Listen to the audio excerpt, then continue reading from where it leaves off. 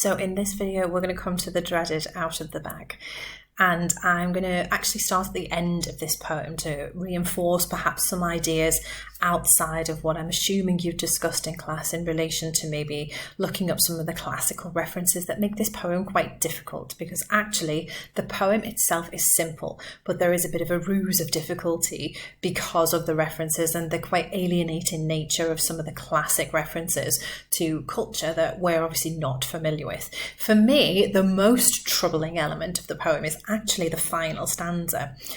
So here you've got the voice, presumably of the mother, the woman who's just delivered the child, and there is a kind of sense of context here of the insignificance of women and the insignificance of the role that women play, particularly in relation to childbirth in a culture that's perhaps historically kind of offers less significance to women than the one that we live in now.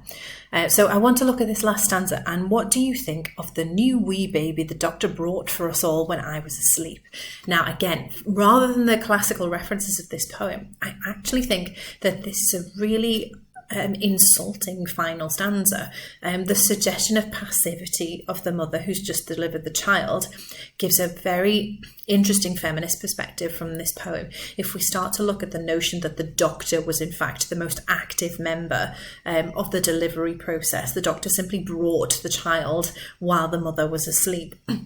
And there's this kind of, for me, quite insulting sense of acceptance of that passivity, that the mother is keen in front of the male child to reinforce that passivity, this suggestion that she simply slept while the doctor did all the work to bring the child into the world. And it really does present childbirth in a very contextually different way to the one that we would associate now. And if you consider maybe this idea in comparison to the deliverer, for example, just this notion of the dehumanization and the complete sense of insignificance that the woman plays in this process, that for me is one of the overriding images of this poem.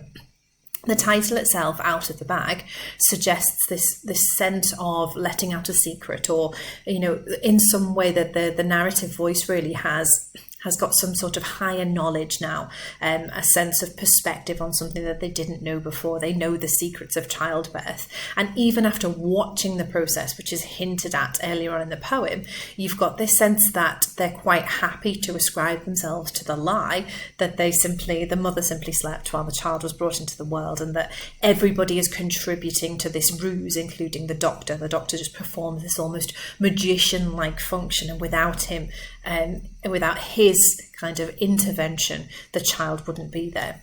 So if we go right back up to the start of the poem, we'll pick up on some of those ideas and look at how that narrative kind of presents itself.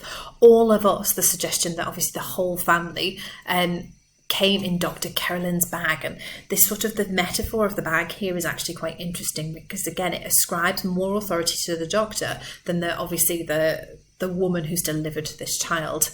He arrives with it, he disappears, he reappears. You've got this semantic association to magic almost. The way in which the colours, the rosy, the big soft hands, he's almost presented as this kind of magical figure, somebody who makes, who creates life, this godlike image almost.